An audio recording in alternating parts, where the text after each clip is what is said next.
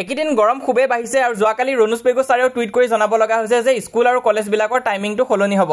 আৰু ইয়াৰ ফলত কি প্ৰভাৱ পৰিব তোমালোকৰ ইউনিট টেষ্ট এক্সামত যিসকলৰ এক্সাম আহি আছে তো সেইখিনি কথা আমি আলোচনা কৰিম তো গৰম প্ৰতি বছৰে বাঢ়ি যাই আছে তো যোৱা বছৰ একদম ৰেকৰ্ড ব্ৰেকিং গৰম আছিলে জুন আৰু আগষ্ট মাহত 2024ত সবতছে হটেষ্ট সামাৰ আছিলে আৰু 24 চনৰ আগত কিন্তু 2023 চনৰ গৰমটো কিন্তু সবতছে হটেষ্ট সামাৰ আছিলে মানে কি হৈছে প্ৰতি বছৰে গৰমটো বাঢ়ি গৈ আছে আৰু 2025 চনৰ কথা যদি মই কওঁ তেনেহলে তো ষ্টাৰ্টিংৰ পৰাই গৰম দিয়া আৰম্ভ কৰি দিছে একেদিন কিমান গৰম দিছে তোমালোকে দেখিছাই আৰু জুলাই আৰু আগষ্ট মাহটো বাকি আছে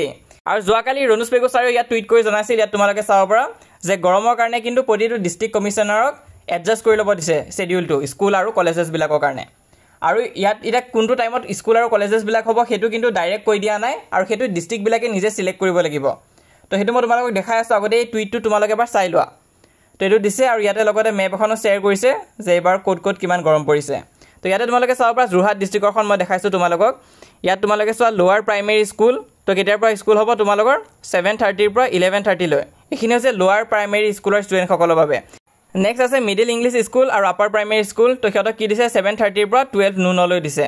আৰু শেষত আছে হাই সেকেন্ডাৰী আৰু হাই স্কুলৰ বাবে তো সিহঁতৰ কাৰণে কিমান দিছে 7:30 পৰা 12:30 PM লৈ তো সময়টো আগুৱাই দিছে তো এটা সোনকালে ক্লাसेছ বিলাক তোমালোকৰ আৰম্ভ হ'ব তো বহুতে নাজানা তো ইয়াত তোমালোকে চাব পাৰিবা আৰু এটা তোমালোকক ইউনিট টেষ্টত এফেক্ট কৰিব নেকি তো বহুত জায়গাত কি কৰিছে ৰুটিন যোনখন তোমালোকৰ ইউনিট টেষ্ট এক্সামৰ ৰুটিন দিছিলে তাত টাইমিংটো মেনশন কৰি দিছে